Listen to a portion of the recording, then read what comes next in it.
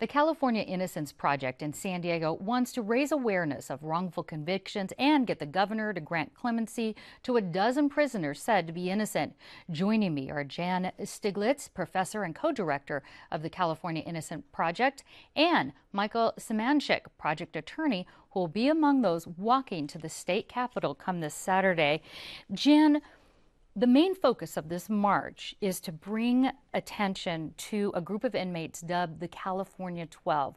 What is it about these 12 inmates that you're trying to bring attention to? Well, these are people we really believe who are innocent, but who we've exhausted our ability to seek relief through the court system. So unless the governor intercedes, they will spend the rest of their lives in prison for crimes they didn't do.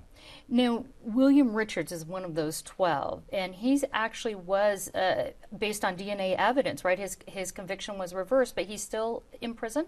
His conviction was initially reversed by a trial judge after we brought in DNA evidence of a stranger on the murder weapon and under the victim's fingernail, and also had a prosecution expert recant. But the California Supreme Court ultimately held that unless we affirmatively proved that Bill was innocent, even though we undermined the case against him, the conviction wasn't going to be reversed. Michael, this Innocence Project was also the key in last year's exoneration of football player Brian Banks. Remind us a little bit more about that case and what happened there. So Brian got, he was looking at 41 years to life for rape, sodomy, and kidnapping charges. And so he took a deal, he pled guilty, and he spent 5 years, 2 months in prison, and then was on parole for about 3.5 years before he was contacted by the victim in his case on Facebook. And the victim contacted him and wanted to meet up. She later admitted on video that she was never raped or kidnapped or sodomized. And so we worked on that case because the video alone would not have undone Brian's conviction. So we worked and investigated the case and were able to come to an agreement with the district attorney to have the conviction reversed. What are some of the major issues that may lead to something like this wrong conviction of somebody who's innocent? Is it just the plea bargaining? That's just one. That's definitely a major issue, but some of the issues that we look for when we're screening cases are eyewitness identifications, especially cross-racial identifications. Those are the worst. That's the leading cause of wrongful convictions in the United States and probably the world. We're also looking for arson cases, because arson has changed quite a bit. Shaken baby cases have also, the science has changed quite drastically in the last 10 to 15 years. And so any cases where there's been an advancement in science is something that we'll look for. Science and technology that could actually prove, as you were saying, Jan, could actually prove the innocence. That's correct. Now, the Innocence Project gets about 1,000 inmate requests each year, and I'm sure we've all heard that, you know, a lot of inmates say, I'm innocent, I had a bad lawyer. How many cases do you typically take on, and how do you decide which ones to take on?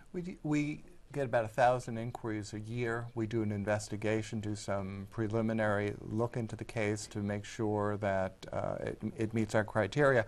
Ultimately, we need to decide, do we believe this person's innocent, and do we believe that there's a possibility of demonstrating that in court? If we can meet those two requirements after the investigation, we will file on a case.